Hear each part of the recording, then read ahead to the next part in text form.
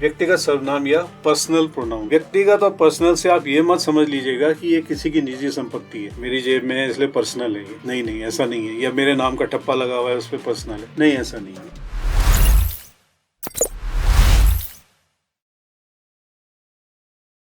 दोस्तों, दिनों दिन लोकप्रिय होते जा रहे आपके पसंदीदा नॉलेज चैनल इंग्लिश आसानी से में एक बार फिर से आपका स्वागत है। अपनी इस सीरीज पार्ट्स ऑफ स्पीच में हम अब प्रोनाउंस पढ़ रहे हैं या सर्वनाम पढ़ रहे हैं। तो इस अंक में हम लेकर आ रहे हैं पहली तरह का सर्वनाम, पर्सनल प्रोनाउन या व्यक्तिगत सर्वनाम। हम ये हिंदी में भी इनके नाम दे रहे हैं। आपको ज़रूरत पड़ सकती है अपने स्कूल में, अपने पाठ्यक्रम में, या कहीं आपने हिंदी में पढ़ा हो तो आपको ये समझने में आसानी हो जाएगी कि पहले आपने उसको हिंदी में पढ़ा हुआ हो तो अंग्रेज़ी में उसको समझने में आप आसानी हो जाएगी। तो इसलिए हम जितने भी प्रोनाउंस या जो भी आपको टॉपिक्स पढ़ाते हैं, हमारी कोशिश होती है कि उसके नाम आपको विषय वस्तु के नाम या सब्जेक्ट के नाम हिंदी और अंग्रेज़ी दोनों में बताएं। ठीक है ना, क्योंकि हम यहाँ पर ये चैनल है ही उन लोगों के लिए जो हिंदी भाषी क्षेत्रों से है, हिंदी भाषी हैं और अंग्रेज़ी सीखना चाहते हैं। तो हम शुरू करते हैं व्यक्तिगत सर्वनाम या पर्सनल प्रोनाउन से। व्यक्तिगत और पर्सनल से आप ये मत समझ लीजिएगा कि ये किसी की निजी संपत्ति है, ये मेरी जेब में है इसलिए पर्सनल है। ये नहीं नहीं, ऐसा नहीं है। या मेरे नाम का ठप्पा लगा हुआ है उस पर पर्सनल है, नहीं, ऐसा नहीं है। हमने जब वाक्यों की रचना पढ़ी थी तो उसमें एक टॉपिक था पर्सन, नंबर्स, पर्सन, जेंडर्स, ये सब हमने पढ़े थे। तो उसमें एक टॉपिक था पर्सन्स। हिंदी में अगर हम उसे कहेंगे तो पुरुष, प्रथम पुरुष, द्वितीय पुरुष, तृतीय पुरुष।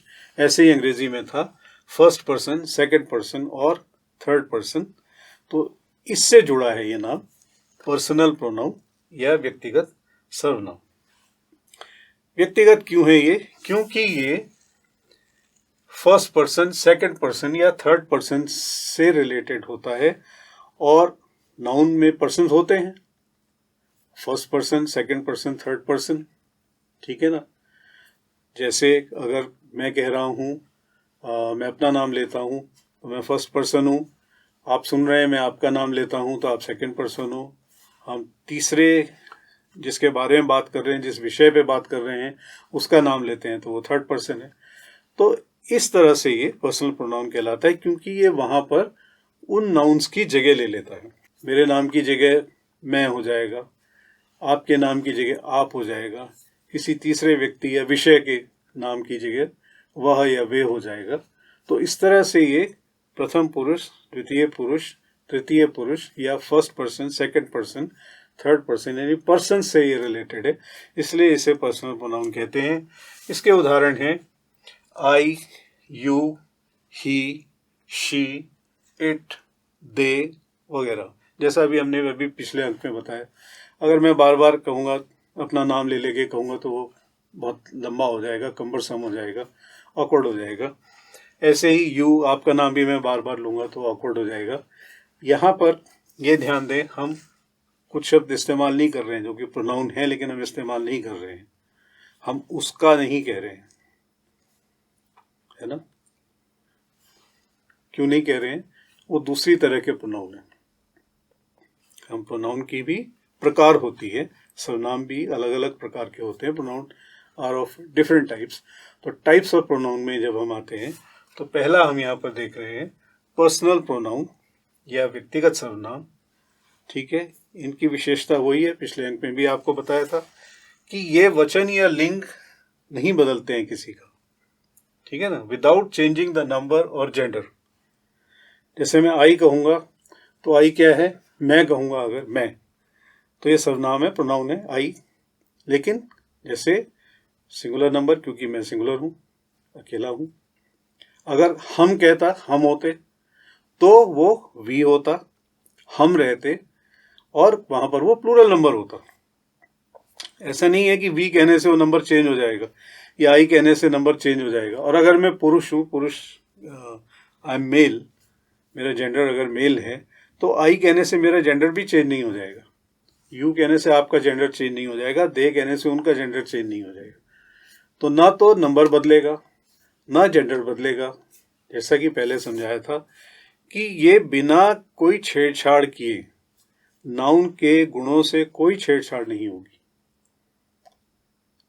नाउन के गुण वही रहेंगे, उसका पर्सन वही रहेगा, जेंडर वही रहेगा, सब कुछ वही रहेगा। सिर्फ उसके नाम की जगह हम इन शब्दों का प्रयोग करने लगेंगे जिन्हें हम प्रोनाउन या सर्वनाम कहते हैं। तो मैं, तुम, वह, वे, ये जो हैं व्यक्तिगत सर्वनाम या पर्सनल प्रोनाउंस कहलाते हैं, क्योंकि ये फर्स्ट पर्सन, सेकंड पर्सन या थर्ड पर्सन से रिलेटेड होते हैं, इसलिए पर्सनल प्रोनाउन कहलाते हैं। अब यहाँ ये भी ध्यान रखिए कि इसके उदाहरण से आप इसको और अच्छी तरह समझ जाएंगे। Amit said that he is not coming today. एक वाक्य है, Amit said that he is not coming today. Hindi में अर्थ है इसका, अमित ने कहा कि वह आज नहीं आ रहा है।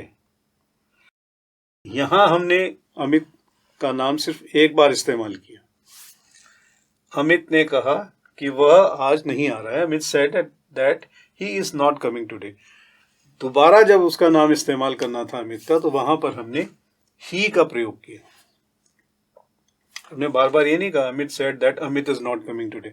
ऐसा होता तो ऐसा लगता कि अमित किसी और अमित के बारे में बात कर रहे हैं, है ना, कि अमित ने कहा कि अमित आज नहीं आ रहा है, तो ऐसा लगता है किसी और अमित की बात हो रही है, मगर ऐसा नहीं है। हमने उसकी जगह ही और वह, अंग्रेजी में ही और हिंदी में वह शब्द इस्तेमाल किए हैं। ये सर्वनाम है। इन्होंने अमित नाउन को रिप्लेस किया, उसकी जगह ली, लेकिन उसका अर्थ नहीं बदला, उसका जेंडर नहीं बदला, उसका नंबर नहीं बदला। बिना कोई छेड़छाड़ किए अमित की जगह वह का इस्तेमाल हो गया। अगर हम आपसे कहें भाई राजेंद्र कहाँ है, आप कहेंगे वो काम से बाजार गया है। तो जब आप कहेंगे वह काम से बाजार गया है, तो क्या उसका नाम बदल जाएगा? नहीं बदलेगा। क्या उसका जेंडर बदल जाएगा, लिंग बदल जाएगा? नहीं बदलेगा। क्या उसका नंबर बदल जाएगा, वचन बदल जाएगा उसका? नहीं बदलेगा। यानी सर्वनाम ने वहां आकर, प्रोनाउन ने वहां आकर उसकी नाउन की जगह लेकर बिना उसके साथ कोई छेड़छाड़ किए उसी विषय वस्तु के बारे में बताया। ये ध्यान रखिएगा, ये बहुत जरूरी है। तो हमने पढ़ा अभी इस अंक में पर्सनल प्रोनाउन या व्यक्तिगत सर्वनाम। उम्मीद है आपको ये समझ आ गया होगा। अच्छी तरह से नहीं आया है, कोई शुबा है आपको, कुछ पूछना चाहते हैं आप, कमेंट सेक्शन में पूछें। उम्मीद है हमारा ये चैनल आपको अच्छा लग रहा होगा, और हमारा चैनल अच्छा लग रहा है तो हमारे चैनल को लाइक कीजिए, हमारे चैनल को सब्सक्राइब कीजिए, हमारे चैनल के बेल आइकन को दबाइए, और अपने मित्रों, परिजनों, परिचितों के साथ उसको शेयर कीजिए, और हर उस आदमी के साथ उसको शेयर कीजिए जिसको अंग्रेज़ी सीखने की ज़रूरत है या अंग्रेज़ी सीखने की इच्छा है, लेकिन हिंदी भाषी बैकग्राउंड से है। तो आप देख ही रहे होंगे कि हम अंग्रेज़ी पढ़ाने में हिंदी का बहुत ज़्यादा इस्तेमाल करते हैं ताकि आपको समझ अच्छी तरह आ जाए। तो इसी तरह हम प्रोनाउन के अगले प्रकार लेकर अपने अगले अंकों में फिर उपस्थित होंगे। तब तक के लिए विदा।